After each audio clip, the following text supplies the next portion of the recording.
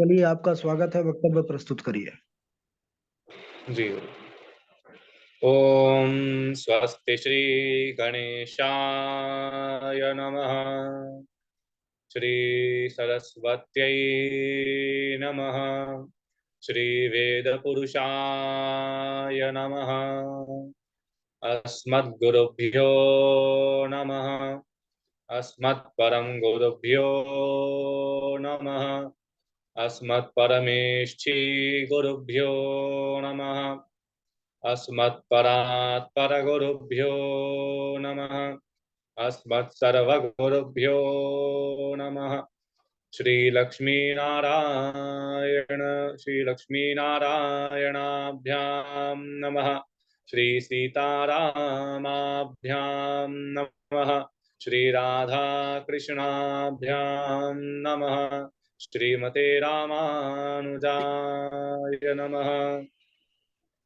लंबोदरं परमसुन्दरमेकदन्तं पीताम्बरं त्रिनयनं परमं पवित्रम् उद्यद्दिवाकरनिभोज्ज्वलकान्तिकान्तं विघ्नेश्वरं सकलविघ्नहरं नमामि।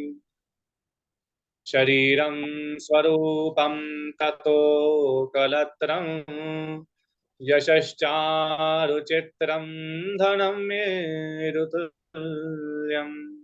इनसे हिंदू शर्मा का मनश्चैव नंबर लूंगी, कह रहे वो 1 साल से हमारे साथ जुड़े हुए हैं। पद में तो ततः आप किं दिल्ली से ही ततः हैं? किं ततः किं नारायणं नमस्कृत्य नरं चैव नरोत्तमं देवीं सरस्वतीं व्यासं ततो जयमुदीरये। जयतु जयतु देवो देवकीनन्दनोऽयं। जयतु जयतु कृष्णो वृष्णिवंशप्रदीपः। जयतु जयतु मेघश्यामलः कोमलाङ्गः। जयतु जयतु पृथ्वीभारनाशो मुकुन्दः। कृष्णत्वदीयपदपङ्कजपञ्जरान्ते अद्यैव मे विशतु मानसराजहंसः। प्राणप्रयाणसमये कफवातपित्तैः कण्ठावरोधनविधौ स्मरणं कुतस्ते। बर्हापीडं नटवरवपुः कर्णयोः कर्णिकारं बिभ्रद्वासः कनककपिशं वैजयन्तीं च मालाम् रन्ध्रान् वेणोरधरसुधया पूरयन् गोपवृन्दैः वृन्दारण्यं स्वपदरमणं प्राविशद्गीतकीर्तिः। करारविन्देन पदारविन्दं मुखारविन्दे विनिवेशयन्तं वटस्य पत्रस्य पुटे शयानं बालं मुकुन्दं मनसा स्मरामि। माता रामो मत्पिता रामचन्द्रः स्वामी रामो मत्सखा रामचन्द्रः सर्वस्वं मे रामचन्द्रो दयालुर्नान्यं जाने नैव जाने न जाने। रामाय रामभद्राय रामचन्द्राय वेधसे रघुनाथाय नाथाय सीतायाः पतये नमः। अतुलितबलधामं हेमशैलाभदेहं तनुजवनकृशानं ज्ञानिनामग्रगण्यं सकलगुणनिधानं वानराणामधीशं रघुपतिप्रियभक्तं वातजातं नमामि। भक्त भक्ति भगवंत गुरु चतुरनाम वपुए इनके पद वंदन किए ना सतविघ्नने। जय जय श्री राधा रमण। जय जय नवल किशोर। जय गोपी चित चोर प्रभु। जय जय माखन चोर, जय गोपी चित चोर प्रभु, जय जय माखन चोर। श्री लक्ष्मी नारायण भगवान की जय, श्री सीताराम चंद्र भगवान की जय, श्री राधा कृष्ण भगवान की जय, श्री सुखदेव जी भगवान की जय, श्री वेदव्यास भगवान की जय, श्री भागवत भगवान की जय, सब संतन की जय, सब विप्रन की जय, सब भक्तन की जय। जय जय श्री राधे श्याम, जय जय श्री सीताराम। अनंत कोटि ब्रह्मांड नायक, अचिंत कल्याण, गुणगण निधान, सर्वेश्वरेश्वर, सर्वाधिपति, अकारण करुणावरुणालय, भगवान श्री देवकी नंदन, यशोदानंदन, ब्रजनंदन, भगवान श्री कृष्ण एवं उनकी प्राण प्रिया श्री किशोरी जू, लाडली जू की युगल चरणार बिंदुओं में दास का अनंत अनंत महाप्रणाम। सभी श्रद्धालु श्रोताजनों, सभी धर्मानुरागी सज्जनों, सभी वैष्णवों के चरणों में सादर प्रणाम। जड़ चेतन जग जीव जत सकल राममय जानी, बंदऊं सबके पद कमल सदा जोरि जुग पानी। सभी को सादर जय जय श्री सीताराम, जय जय श्री राधे श्याम। भगवान श्री कृष्ण की यह मंगलमयी कृपा के फल स्वरूप हम सभी को श्री भागवत भगवान का अध्ययन करने का यह सुअवसर मिल रहा है। तो सर्वप्रथम तो गुरुदेव भगवान के चरणों में सादर प्रणाम, सादर सप्रेम प्रणाम। सभी को जय जय श्री राधे। भगवान श्री कृष्ण का यह वांगमय, वेदमय, वाणीमय, शब्दमय स्वरूप श्रीमद् भागवत महापुराण, समस्त वेद, उपनिषद, शास्त्र, वेदांग सबका यह सारभूत ग्रंथ श्रीमद् भागवत महापुराण है। तो दास यह निवेदन कर रहा था पिछले वक्तव्य में कि कैसे देवता लोग सुखदेव जी के पास अमृत का कलश लेकर आते हैं। तो अब जो देवता लोग हैं वो सुखदेव जी के पास अमृत का कलश लेकर आते हैं और पहले तो देवताओं ने अपनी बात नहीं कही। पहले तो उन्होंने कहा कि हे सुखदेव महाराज, तो सबसे पहले तो शुकम नत्वा वदन सर्वे, सबसे पहले तो उन्होंने प्रणाम किया। उसके बाद बोले कैसे देवता, तो बोले स्वकार्य कुशलाहा सुराहा, अपने कार्य में बिल्कुल जो निपुण है, कुशल हैं, ऐसे देवताओं ने, जो कभी घाटे का सौदा नहीं करते, ऐसे देवताओं ने सुखदेव जी को प्रणाम किया और कहते हैं कि हे सुखदेव जी महाराज, हमने सुना कि परीक्षित जी को 7वें दिन तक्षक डस लेगा और उसकी इन राजा की जो है मृत्यु हो जाएगी। तो हमें बड़ा दुख हुआ और हम उनकी सहायता के लिए यहाँ पर आए हैं कि यह जो अमृत का कलश हम लेकर आए हैं, इसे यदि यह पी लेंगे तो यह तो अमर हो जाएंगे, तो इन्हें आपको यह कथामृत पिलाने की कोई आवश्यकता ही नहीं रहेगी। और जब आप ये कथामृत पिला ही रहे हैं तो कृपा करके प्रपास्यामो वयम सर्वे श्रीमद्भागवतामृतम, ऐसे कृपा कीजिए कि हे सुखदेव महाराज, आप ये अब कथामृत सुना ही रहे थे, तो अब देवता जो है हम लेके आए हैं अमृत, तो ये अमृत आप परीक्षित को पिला दीजिए, तो इन्हें तो अब आवश्यकता रहेगी नहीं, तो उसके बदले में आप जो है हमको यह कथामृत हमको पिला दीजिए।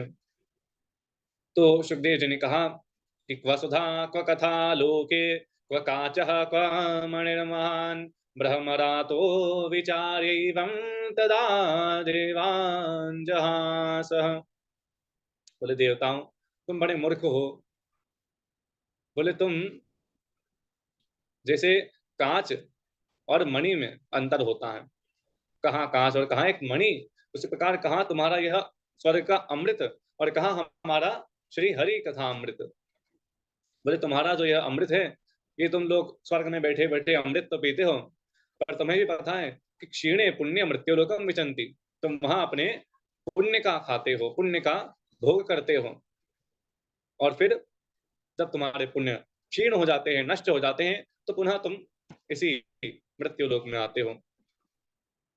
तो तुम्हारी जो कथा, तुम्हारी जो यह अमृत है, यह तो पुण्यों को नष्ट कर देने वाला है, और हमारी हमारी जो भगवान की कथा रूपी अमृत है, यह तो कल्मषापहम है, यह तो पापों को नष्ट कर देती है। बोले तुम लोग यह लेकर तो आ गए हो, पर कदाचित तुम्हें यह ज्ञान नहीं है कि जो भगवान की कथा रूपी जो अमृत है वह कितना दुर्लभ है। तो कहते हैं कि यह जो हरि कथा अमृत है, यह तो दिव्य जीवी बनाता है मनुष्य को, और तुम्हारा जो यह कथामृत है, यह दीर्घ जीवी बनाता है। तो अमृत पीकर यह परीक्षित जो है दीर्घ काल तक जी सकता है, परंतु इसे फिर से पुनः इसको जन्म लेना पड़ेगा, और पुनरपि जन्मम पुनरपि मरणम के चक्कर में इसको पढ़ना पड़ेगा। तो सुखदेव जी कहते हैं कि देवताओं, तुम लोग तो बड़े मूर्ख हो। बोले अभक्ताओं स्तांश विज्ञाय न ददाओ सकथामृतम। बोले देवताओं, तुम यदि श्रोता बनकर आते, पिपासु बनकर आते, यदि कथा सुनने के तुम प्रेमी बनकर आते, दीनहीन होकर तुम शरण में आते कि हे महाराज हमको कथा सुना दीजिए, तो मैं यह कथा तुम्हें अवश्य सुनाता। पर तो तुमने क्या करा, तुम तो अहंकार के वश में होकर यहाँ पर आए हो कि भाई हम खाली हाथ थोड़ी जा रहे हैं, हम कथामृत ले रहे हैं, तो हम अमृत का कलश दे रहे हैं बदले में। तो इस प्रकार उन देवताओं कथामृत का अनाधिकारी जानकर सुखदेव जी ने उन्हें वह कथामृत नहीं दिया और उन्हें भगा दिया। अब देवता लोग मुंह लटकाए ब्रह्मा जी के पास गए, कहा सत्यलोक में, और सारा वृत्तांत सुना है कि महाराज देखो ऐसा ऐसा हुआ है। तो ब्रह्मा जी ने कहा कि देखो देवताओं, अभी भागवत की कथा को भी 7 दिन हुए नहीं है, तो अभी हमें थोड़ी पता है कि उसको सुनने से भाई परीक्षित को मोक्ष मिलेगा या नहीं मिलेगा। तो जब 7वें दिन उसको मोक्ष मिलेगा या नहीं मिलेगा, तब का तभी देख लेंगे। अभी से तुम क्यों चिंता कर रहे हो, 7वें दिन देखेंगे। तो अभी तुम लोग अपने अपने लोक में जाओ और आराम करो। तो ऐसे में सब देवता अपने अपने लोक को चले गए। अब जब 7वां दिन आया, तब जो है ब्रह्मा जी के लोक में सारे देवता आ गए, और सब एकत्रित होकर देखने लगे। तो सब क्या देखते हैं कि राग्नियो मोक्षम तथा वीक्ष्य पुरा धातापि विस्मितः। ब्रह्मा जी और सब देवता यह देखकर चकित हो गए कि राजा परीक्षित का तो मोक्ष हो गया। तो यह देखकर ब्रह्मा जी की भी खोपड़ी चकरा गई। बोले अरे महाराज ये क्या हुआ। तब ब्रह्मा जी ने क्या किया कि उन्होंने एक तराजू लिया, सत्यलोके तुलाम मध्वा तोलयत साधनान्यजः। सत्यलोक, सत्यलोक अर्थात ब्रह्मा जी का जो अपना लोक है वह सत्यलोक। अब यह भी ज्ञान होना चाहिए महाराज कि हम भूलोक में रहते हैं, हमारे नीचे 7 लोक हैं और हमारे ऊपर 6 लोक हैं। हम भूलोक में रहते हैं। पहले नीचे के लोकों की बात करें तो हमारे नीचे अतल, वितल, सुतल, तलातल, महातल, रसातल, और उसके नीचे पाताल है। ऐसे 7 लोक हैं। और हमारे भूलोक जिसमें हम रहते हैं, इस भूलोक के ऊपर 6 लोक हैं। भूलोक, उसके ऊपर भुवरलोक, स्वरलोक, महरलोक, जनलोक, तपलोक और सत्यलोक। सत्यलोक जो ब्रह्मा जी का अपना लोक है, जिसके आधिपत्य ब्रह्मा जी को प्राप्त है। उस सत्यलोक में श्री ब्रह्मा जी ने एक अपना जो है तराजू लेकर के, एक तरफ तो सारे धर्म अर्थ काम मोक्ष, सारे वेद उपनिषद पुराण सब एक तरफ एक पलड़े पर डाल दिए, और दूसरे पलड़े पर उन्होंने श्रीमद् भागवत भगवान को विराजमान किया। और वो क्या देखते हैं कि लघुन्यन्यानि जातानि गौरवेण इदम महत् लघुनि अन्यानि जातानि। बोले जितने भी अन्य जो साधन थे वो तो हल्के पड़ गए, वो सबके सब साधन ऊपर चले गए, और भागवत भगवान जहाँ विराजमान थे वो तो नीचे आ गया। तो अब जो हल्का होगा वही तो ऊपर जाएगा, और जो भारी होगा वही नीचे आएगा। तो बाकी सारे साधन तो हल्के पड़ गए, सब ऊपर चले गए। और उसी समय सबने यह घोषणा कर दी कि मेरे भगवद रूपम शास्त्रम भागवतम कलौ पठनात् श्रवणात् सद्यो। क्या बोले, यह जो भागवत महापुराण है, यह इसको पढ़ने से, पठनात् और श्रवणात्, इसको पढ़ने से, श्रवण करने से, मनन करने से भगवान के वैकुंठ की प्राप्ति निश्चित होती है, इसमें कोई संदेह नहीं है। भगवान स्वयं कहते हैं, और तो किसी की क्या बात करें महाराज, भगवान स्वयं कहते हैं कि मत्कथावाचकं नित्यं मत्कथा श्रवणे रतं मत्कथा प्रीतमनसं नाहं त्यक्षामि तं नरम। बोले जो मेरी कथा को नित्य वाचन करता है, जो नित्य मेरी कथा का श्रवण करता है और जो मेरी कथा में प्रेम करता है, जिसे मेरी कथा से प्रेम है, ऐसे मनुष्य को चाहे वह कैसा भी हो, वो कुछ भी हो, मैं न अहम त्यक्षामि तम नरम, उस मनुष्य को मैं कभी त्यागता नहीं। ऐसे यह भागवत की महिमा। तो आगे आता है कि बताते हैं सूत जी महाराज कि नारद जी ने यह भागवत का ज्ञान अपने पिताश्री ब्रह्मा जी से लिया था, परंतु जो साप्ताहिक विधि का जो ज्ञान है, साप्ताहिक कथा जो है, वह उन्होंने श्री सनकादि ऋषियों से सुनी। तो अब शौनकादि ऋषियों ने प्रश्न किया सूत जी महाराज से कि अरे महाराज, ये नारद जी कहाँ से आ गए? नारद जी तो 2 घड़ी से ज्यादा कहीं ठहरते नहीं है, तो फिर उन्हें कथा सुनने में रुचि कहाँ से हो गई? वे तो नित्य बस भगवान के गुण गाते हैं, नाम गाते हैं, नाम कीर्तन करते हैं। तो बोले एकदा हि विशालायां चत्वार ऋषयो मलाः सत्संगार्थं समायाता ददिशुस्तत्र नारदम्। बोले एक समय सनकादि ऋषि, सनकादि जो भगवान के ही अवतार हैं, सनकादि अर्थात सनक, सनंदन, सनातन और सनत कुमार, ये 4 ऋषि यह विशालापुरी बद्रिकाश्रम में सत्संग के लिए, सत्संगार्थम, यह सत्संग के लिए आए थे। क्यों? कि बोले महाराज, जब तब आदि ये सब तो एकांत में हो जाता है, पर सत्संग का आनंद तो भगवान के रसिक संतों के साथ में, भक्तों के साथ में आता है। अब सनकादि ऋषि बद्रिकाश्रम में घूम ही रहे थे कि उन्होंने नारद जी को आते हुए देखा। तो पहले तो बड़े प्रसन्न हो गए सनकादि ऋषि की, अरे वाह क्या बात है, नारद जी आ रहे हैं। बोले यह तो बहुत हमारे लिए पुण्य की बात है, बहुत ही ये तो अच्छी बात है, भगवान की बड़ी कृपा हुई जो नारद जी आ रहे हैं। क्यों? क्योंकि जो भगवान के भक्त होते हैं वो दूसरे भक्त को देखकर प्रसन्न होते हैं। एक भगवत रसिक दूसरे भगवत रसिक को देखकर सदा ही प्रसन्न होता है, क्योंकि उसे पता है कि भगवान की कोई मधुराति मधुर, पावनाति पावन चर्चाएं होंगी। परंतु जैसे ही नारद जी कुछ करीब में आए तो क्या देखते हैं कि नारद जी का मुंह तो लटका हुआ है। बड़ी तेजी से कहीं से आ रहे हैं नारद जी, और कहीं के लिए जा रहे हैं, कहीं और जा रहे हैं। तो पूछते हैं, सनकादि ने पूछा कि कथम ब्रह्मंदीन मुखः कुतश्चिंतातुरो भवान। बोले भो ब्रह्मन कथन दीन मुखः, हे नारद जी, आप इस प्रकार मुंह लटकाए क्यों घूम रहे हैं? और कुतश्चागमनम तब, आप आ कहाँ से रहे इतनी शीघ्रता से, और आप जा कहाँ रहे इतनी जल्दी? अर्थात आप इतनी शीघ्रता से कहीं कहीं से आ रहे हैं और इतनी शीघ्रता से कहाँ जा रहे हैं? कथम ब्रह्मन दीनमुखः कुतश्चिंतातुरो भवान त्वरितं गम्यते कुत्र कुतश्चागमनं तव। बोले इदानीं शून्यचित्तोऽसि गतवित्तो साधनः। बोले इस समय तो आप ऐसे लग रहे हैं जैसे किसी मनुष्य का, जो लोभी मनुष्य है, कृपण, जो लोभी है, धन का जो अत्यधिक लोभी है, ऐसा मनुष्य जब उसके पास से उसके धन को कोई छीन ले, उसका धन जब उसके पास से चले जाए, तब वह किस प्रकार दुखी होता है, कितना तड़पता है उसके लिए। तो बोले आप तो उसी मनुष्य के भांति लग रहे हैं जैसे आपका तो कोई धन छीन लिया हो। लेकिन बोले अब आप तो संत हैं, आप तो वीतराग हैं, आपने तो पूरी दुनिया में, पूरे पृथ्वी में, पूरे ब्रह्मांड में आपने अपने लिए कहीं एक कुटिया भी नहीं बनाई, तो ऐसे रमते राम होकर भी आप इतनी चिंता में क्यों हैं नारद जी? बोले नारद जी बोलते हैं कि बोले एक समय अभी मैं पृथ्वी में आया था। क्यों? तो बोले अहम तो पृथ्वी यातो ज्ञात्वा सर्वोत्तमाम इति। नारद जी बोलते हैं सनकादियों से कि हे सनकादि ऋषियों, मैं इस पृथ्वी लोक को उत्तम लोक मानकर, पुण्य लोक मानकर यहाँ आया कि यहाँ भगवान की मधुर मधुर चर्चा होती होगी, कथा होती होगी।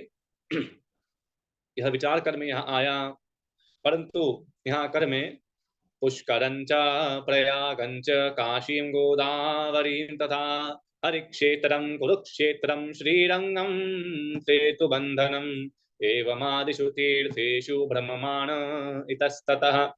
बोले मैं यहाँ पर पृथ्वीलोक में आया, मैं पुष्कर, प्रयाग, काशी, गोदावरी, हरिक्षेत्र, कुरुक्षेत्र, श्रीरंग और सेतुबंध श्री रामेश्वर आदि समस्त तीर्थों में गया, परंतु मेरे मन को संतोष प्रदान करने वाली शांति मुझे कहीं भी प्राप्त नहीं हुई। मुझे कहीं भी शांति नहीं मिली, क्योंकि नारकीय पुरुष तीर्थों में निवास करने लगे हैं। इस कारण से तीर्थों का सार भी चला गया है। और बोलते हैं कि सत्यम नास्ति तपश्चौचम दयादानं न विद्यते उदरम भरिणो जीवावराकाः कूटभाषिणः। बोले मैं इस लोक को बड़ा उत्तम मानकर तो आया, पर समस्त तीर्थों में भ्रमण करने के बाद भी मुझे कहीं भी आनंद नहीं मिला, इसलिए मैं आया था। इससे मेरे मन को और दुख पहुंचा। तब बोले यहाँ एक कलयुग कैसा है, कलयुग के लोग कैसे हैं, तो बोले सत्यम नास्ति। बोले यहाँ कोई सत्य नहीं बोलता। नारद जी को दुख है इस बात का कि बोले यहाँ कोई सत्य नहीं बोलता। सत्यम नास्ति तपश्चौचम, बोले यहाँ तप नहीं है, यहाँ तो केवल तपस्या का दिखावा करते हैं। और दया, दया करना तो यहाँ के लोग जानते ही नहीं है। और शौचम, बोले बाहर और भीतर की पवित्रता भी इनमें नहीं है। और कदाचित यदि बाहर से कोई बड़ा स्नान करके पवित्र हो भी रहा है तो उसके मन में भी गंदगी भरी है। अपने मन को कोई नहीं देखता, केवल बाहर से ही स्नान करके अपने आप को बड़ा पवित्र और शुद्ध मानते हैं। बोले लोगों को तो ये भी नहीं पता कि दान कैसे करते हैं, दान करना भी यहाँ के लोगों को नहीं आता। और तो और यहाँ के लोग कैसे हैं, तो बोले उदरम भरिणो जीवाः, उदरम भरिणो, बोले यहाँ पर तो लोग केवल अपने पेट भरने में लगे हुए हैं। लोग केवल अपने पेट भरने में लगे हैं और किसी से उनको कोई लेना देना ही नहीं। बस अपना स्वयं का वो पेट भर लें, वही उनके लिए बहुत है, पर्याप्त है। और यहाँ के संत कैसे हो गए हैं, तो बोले पाखंड निरत संतो, संत जो है पाखंडी हो गए हैं। पापस्य खंड है पाखंड, जो पाप का ही खंड है, पाप का ही भाग है, पाप का ही हिस्सा है, उसे पाखंड कहते हैं। तो बोले संत तो पाखंडी हो गए। तो संतों के पास गया तो वहां तो कुछ मिला नहीं। अब बोले पाखंड निरता संतो विरक्ता सपरिग्रहा, बोले जो विरक्त हैं, जो विरक्त महापुरुष, उनको जब मैं देखता हूँ जाकर के, तो क्या देखता हूँ कि वो तो संग्रही हो गए हैं। संसार का ऐसा कोई भोग विलास की सामग्री नहीं है जो एक विरक्त के पास ना हो। बिल्कुल ऐशोआराम की जिंदगी जी रहे हैं। तो विरक्त तो अब कोई रहा नहीं, केवल नाम का विरक्त है। बोले पहले के युगों में तो जितना संग्रह का त्याग करता था, संसार की वस्तु का, स्थान का, बिल्कुल जो पूर्ण रूप से त्यागी होता था, एकांत में वन में रहते थे, वो उतने ही अधिक पूज्य माने जाते थे। परंतु आज के समय में जो जितना संग्रह करता है वो विरक्त, वो संत उतना ही श्रेष्ठ माना जाता है। लोगों को तो ज्ञान से कोई अर्थ ही नहीं है। लोग तो बस ये चाहते हैं कि महाराज हमको जो अच्छा लगता है आप केवल वही कथा कहिए, और हमको जो अच्छा लगे आप वही वही सब कहिए, अच्छी अच्छी बातें, तो हमको तो वही वही अच्छे लगेंगे। फिर जो सत्य बोलते हैं ऐसे संतों को कोई पसंद ही नहीं करता। क्यों? बोले कि भाई लोग चाहते हैं कि जो हम चाहते हैं वही आप बोलिए। तो बोले पाखंड नेता संतों, इस प्रकार मैं देखता हुआ मैं बड़ा परेशान हुआ। तो सबसे पहले मैं कहाँ गया, तो बोले सबसे पहले मैं तीर्थों में गया। तीर्थों में जब मैं जाकर देखता हूँ तो वहां पर मुझे शांति नहीं मिलती। फिर दूसरे स्थान पर मैंने सोचा कि मैं संतों के पास चलूं, तो संतों के पास भी मैं देखता हूँ कि यहाँ तो पाखंड ही पाखंड है। तो मैंने सोचा मैं क्या करूं, तीर्थों में चला गया, संतों के पास भी चला गया। उसके बाद में मैंने सोचा भाई गृहस्थों के यहाँ पर जाके देख लें कि गृहस्थों के क्या हाल है। तो क्या कहते हैं, बोले तरुणी प्रभुता गेहे श्याल को बुद्धिदायक कन्या विक्रयणो लोभात दंपत्ति नाम च कलकनम। बोले जो तरुणी है, जो युवती स्त्री है, उसका ही घर में राज्य है, वो जो कहेगी वही होगा। और श्याल को बुद्धिदायक, यदि किसी से सलाह लेनी हो तो अपने जो बड़े हैं, पूज्य जन हैं, माता पिता है, उनसे सलाह लेने की जगह सलाह देने कौन आते हैं, तो बोले साले साहब आते हैं। श्याल को बुद्धिदायक। और लोभ, लोभ के कारण जो लोग हैं वो इतने नीच हो गए हैं कि वो बालक और बालिकाओं का क्रय विक्रय करने लगे हैं। उनको खरीदना और बेचना यह काम भी अब कलयुग के लोग करने लग गए हैं। और तो और घर में हमेशा क्लेश ही बचा रहता है, बस लड़ाई झगड़े होते रहते हैं। तो बोले मैं बहुत परेशान हो गया है सब देखकर।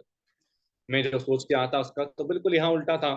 मैं यहाँ शांति के लिए आया था और यहाँ तो क्रांति मच गई।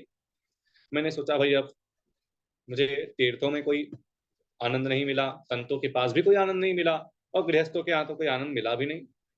तब मुझे अचानक से भगवान श्री कृष्ण की वह दिव्य लीला स्थली याद आ गई। वृंदावन धाम को जिस स्मरण आया तो यावन तदमापन्नो यत्र लीला हरे हे अभूत, जहां पर भगवान श्री कृष्ण ने अनेक अनेक प्यारी प्यारी मधुर मधुर लीलाएं करी थी, वह उस यमुना के तट पर में जा पहुंचा। और तत्राश्चर्यम मया दिष्टम श्रूयताम तन मुनीश्वराः एकादतरणी तत्र निषण्णा खिन्न मानसा। बोले वहां जाकर साहब, बोले महाराज वहां जाकर मैं एक और आश्चर्य देखता हूँ। बोले क्या? वहां पर एक युवती स्त्री बैठी है और वह उसके पास में, उसके निकट में दो वृद्ध पुरुष लेटे हुए हैं, जो बड़ी जोर जोर से सांस ले रहे हैं, अचेत अवस्था में पड़े हुए हैं। तो वह स्त्री उनको कभी तो उनको जगाने का प्रयास करती, फिर वो नहीं जागते हैं तो वो रोने लग जाती। और बोले इतना ही नहीं, उसके पास में हजारों स्त्रियां थी। कैसी? तो बोले कमल के समान नयन वाली स्त्रियां उनके पास में थी। तो कोई तो उनको समझा रही थी, कोई उनको बीच बीच में कुछ जल पिला रही थी, कोई उनके आंसू पोंछ रही थी। इस प्रकार से उनकी सेवा में हजारों स्त्रियां थी। अब उस युवती का जब मैंने दुख देखा तो मैंने सोचा कि मुझे इसकी सहायता करनी चाहिए, क्योंकि संत हृदय नवनीत समाना, संतों का हृदय तो नवनीत के समान होता है। नारद जी तो संत हैं और संत तो सदा सबकी मदद करने में ही लगे रहते हैं।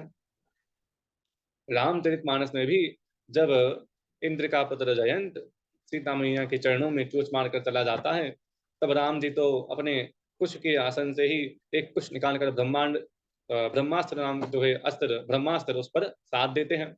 अब वो भागता भागता पहले तो अपने पिता के पास जाता है, तो इंद्रदेव भी उसको भगा देते हैं, और ब्रह्मा जी के पास, शिव जी के पास, वो आठों, मतलब वो कोई लोग उसने छोड़ा नहीं। उसके बाद भी उसको कहीं स्थान नहीं मिलता। अब वो भागता भागता जा रहा था, तब नारद जी की इस पर दृष्टि पड़ गई। तब नारद जी उसको वहीं रोकते हैं कि भैया रुको।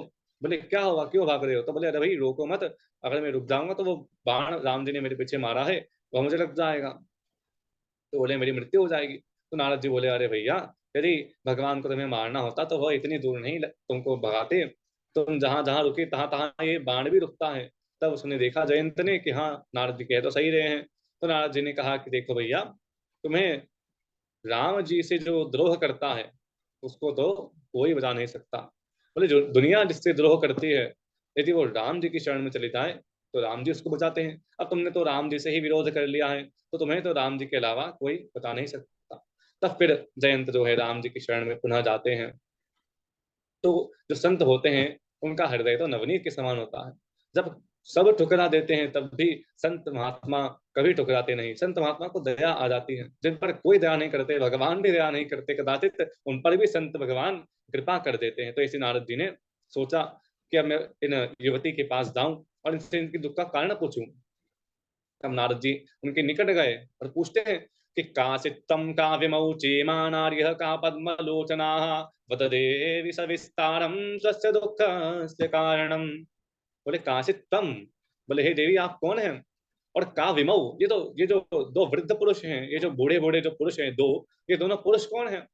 और काचित्तम का विमौ चेमा नारिह कहा पद्मलोचनाः, ये जो कमल के समान जिनके नयन हैं, इसी यहाँ देवियां कौन है जो आपकी सेवा में है? बोले देवी थोड़ा विस्तार से मुझे अपने दुख का कारण बताओ। तब वो युवती कहती है कि अहम भक्ति ख्याता, बोले मैं भक्ति हूँ, और इमाओ में तनयऊ मतऊ, ये जो दो वृद्ध पुरुष आप देख रहे हैं ना, ये मेरे पुत्र हैं, इनका नाम ज्ञान है और इसका नाम वैराग्य है। पर ये इस घोर कलयुग के प्रभाव से ये जीर्ण शीर्ण हो गए हैं, अचेत अवस्था में पड़े हुए हैं। और बोले ये जो हजारों स्त्रियां जो हैं, यह तो गंगा यमुना आदि नदियां हैं जो मेरी मत सेवार्थम, मेरी सेवा के लिए यहाँ उपस्थित है, पर इतने बार भी मुझे संतोष नहीं है। बोले मैं आपको बताती हूँ अपनी पूरी कहानी, पूरी कथा व्यथा आपको मैं सुनाती हूँ। बोले उत्पन्ने द्रविड़ी साहम, मैं दक्षिण में उत्पन्न हुई और कर्नाटक में पली बड़ी। उत्पन्ने द्रविड़े साहम वृद्धिम कर्नाटके गता और क्वचित क्वचिन महाराष्ट्रे गुर्जरे जीर्णता गता। महाराष्ट्र में मैं कहीं कहीं सम्मानित तो हुई, लेकिन कई क्षेत्र, कई स्थान, कई राज्य ऐसे भी थे जहां पर जाकर मैं पाखंडियों के द्वारा जीर्ण शीर्ण हो गई, नष्ट भ्रष्ट हो गई। तब मैं वृंदावन में आई और वृंदावनम पुनः प्राप्य नवीनेव स्वरूपिणी जाता हम युवती सम्यक प्रेष रूपातु सांप्रतम। बोले इस वृंदावन धाम को प्राप्त करके मैं पुनः युवती हो गई, परंतु मेरे ये जो दो वृद्ध पुरुष हैं, जो मेरे पुत्र हैं, ये अभी तक वृद्ध ही हैं, अचेत अवस्था में पड़े हुए हैं। वो तो यहाँ पर आने के बाद ये कुछ सोते हुए से प्रतीत हो रहे हैं। तो बोले इनका दुख तो अभी भी दुखी नहीं हुआ, इनका दुख अभी तक दूर नहीं हुआ, और तेन दुखे न दुखिता, मैं तो इनके ही दुख से दुखी हूँ। तो हे नारद जी, अब आप कृपा करके इनके कोई इनको ठीक करने का कोई उपाय बताइए। बोले अन्यथा मैं तो विदेश चले जाऊंगी। बोले विदेशम गम्यते मया, बोले अगर इनका यह स्थिति ऐसी रही मेरे पुत्रों की, तो जो कि तेरे दुखे न दुखिता, मैं तो इनके ही दुख से दुखी हूं ना, तो अब ये ऐसे ही रहेंगे तो फिर इनको दुखी देखकर मैं कैसे यहाँ रह सकती हूँ वृंदावन धाम में भी। तो बोले नारद जी देखिए, अगर ये ठीक नहीं होते हैं तो मुझे तो अन्य तरह कहीं आना पड़ेगा, कहीं विदेश चले जाऊंगी मैं। तब नारद जी बोलते हैं कि देखो देवी, यह दारुण कलयुग है, यहाँ तेण लुप्त सदाचारो योग मार्ग तपांसी च। बोले यहाँ योग मार्ग सदाचार ये सब नष्ट हो गया है, यहाँ पर केवल दिखावा ही दिखावा है। बोले आप इस धाम को छोड़कर मत जाइए। क्यों? क्योंकि बोले वृंदावनस्य संयोगात् पुनस्तम तरुणी नवा धन्यम वृंदावनम येन भक्तिर्नित्यति यत्र च। बोले ये धन्य है वृंदावन धाम, जहां पर भक्ति महारानी नृत्य करती हैं। बोले हे देवी, आप यह इस वृंदावन धाम को छोड़कर मत जाइए। तब भक्ति महारानी कहती है कि हे नारद जी, एक बात बताइए कि यह जो घोर कलयुग है, राजा परीक्षित ने इस घोर कलयुग को आने ही क्यों दिया? राजा परीक्षित ने इस कलयुग को क्यों रहने दिया? उसी समय इसका वध कर देते, तो यह आता ही नहीं।